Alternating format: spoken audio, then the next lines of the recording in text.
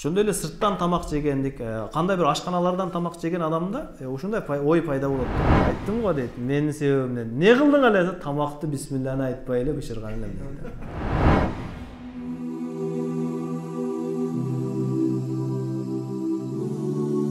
Allah Taala Kur'an-ı Kerim'de aytat: "Ya eyyuhar rusul kulu minat tayyibati ve a'malu saliha." Ey peygamberler, taza, adal tamak jegile, jakşı amal kılgıla deyt. Adal tamak menen jakşı amaldın байланышы тыгыз. Kimdin tamagı, alkımı taza болгон болсо, jakşı amalga dayım kızıgat. Kim aram tamak менен azıktansa, aramga kızıgуусу күчөйөт да. Себеби билебиз, жеген тамагыңыз акырын канга айланат. Анан канга айланып ичиңизге сиңет. Ошол ичке сиңген нерсе, эгер арам тамактан пайда болгон болсо, анда арам жака тарта берет да, арам ойго тарта берет да. Мисалы азыр биз окуганы келдик, 1 айлык окуудабыз. Kitapты эртеден кечке ачып окуганга эч кандай кыйналбай атасыз. Сабак жаттаганга кыйналган жоксуз. Ибадат, зикир кылганга, дават бергенге жөндөмүңүз толук иштеп жатат. Эмне үчүн? Тамак адал. Зикир менен биширип атат.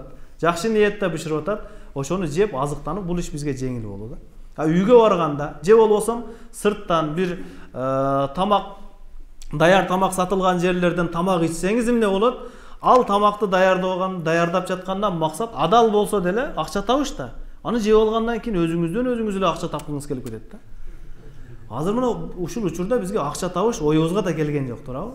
Эптеп ушу айынды чыгарсам деп эле азыр аракеттебиз да. Эмне үчүн? Себеби ошол сабагыбыз жакшы болсун деген ниетте тамактар бышырылып атат.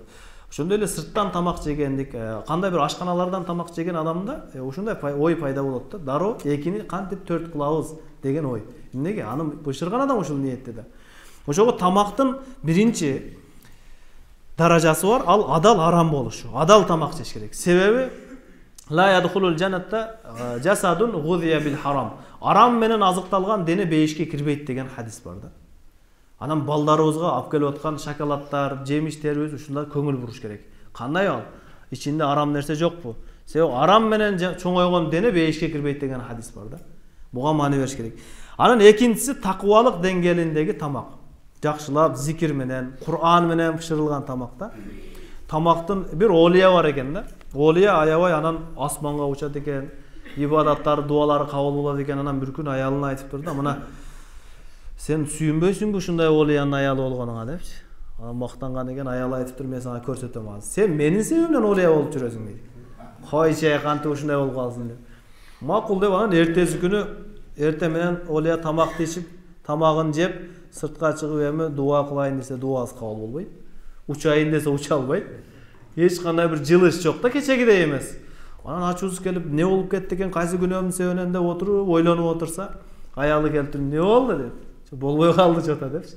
Айттым го дейт, менин себебимден. Не кылдың эле? Тамакты бисмилланы айтпай эле бышырган элем дейт. Көрдүңүзбү? Тамакты бисмилланы айтпай эле дараты жок бышырып койсо, ошондой болуп тур да. Эми арам тамак жеп алсам не болот? Түп-түз жерде да баса албай калат, ал чатышып жыгыла берет анан кийинчи. Ошого тамак аштын таасири аябай зарыл. Демек, адам тамактанып атканда оозуга келгенде эле оттой бербеш керек экен да, жейби киргизе бербеш керек экен. Бизде ошо тамакка аябай маани беребиз да, жакшы макалдагы жазып коюшкан. Жакшы тамак калганча жаман курсак айрылсын дейт. Андай эмес. Тамактануунун өзүнүн чеги бар, өзүнүн деңгээли бар, такыбалык деңгээли бар. Арам нерселерден сактанып, мына ушундай 4 мүчөнү ушул жакшы сактаган болсок, жүрөгүбүз бузулбай сакталып турат да. Баякы айткандай, арам тамак жеп алды, арам сөз сүйлөдү, арам сөз укту, арам нерсени көрдү, жүрөк бузула берет. Жүрөктө бузулгандан кийин денедеги падыша жүрөк да, дене баары бузулат да. Пайгамбар алейхиссалам айтат: "Инна фил жасади мулгатан", денеңерде бир мушта эт бар. "Иза салухат", эгер оңолуп калса, салухал жасаду куллу, денең бардыгы оңолуп кетет да. Башыңдан баштап бутка чейин оңолот да. Тил да оңолот. Эч кимди сөкпөй турган, урбай турган, бол бардыгы оңолот. Ва иза фасадат, эгер ошол эле мушта эт бузулса, фасадал жасаду кул, денең баштан аяк бузулуп кетет да. Кулак жаман сөздөрдү угат, тилден жаман сөз чыгат, көз арам менен алек, колдор башка бирөөлөргө зыян берип аткан, бут башка жака басып кетип, бардык денеге таасир этет. Ала Пайгамбар алейхиссалам айтты: көңүл бургула. Пайгамбар алейхиссалам айтты: көңүл бургула. Ал вахиял калб, ал жүрөк болот дейт. Пайгамбар алейхиссалам айтты: көңүл бургула, ошол мушта эт таасир эткен эт жүрөк дейт. Ошол үчүн жүрөгүбүздүн бузулуудан сакташ үчүн 4 мүчөнү аябай бекем сактап, Буга амал кылышыбыз керек. Аллах таала баарыбызга амал кылышка мүмкүнчүлүк берсин.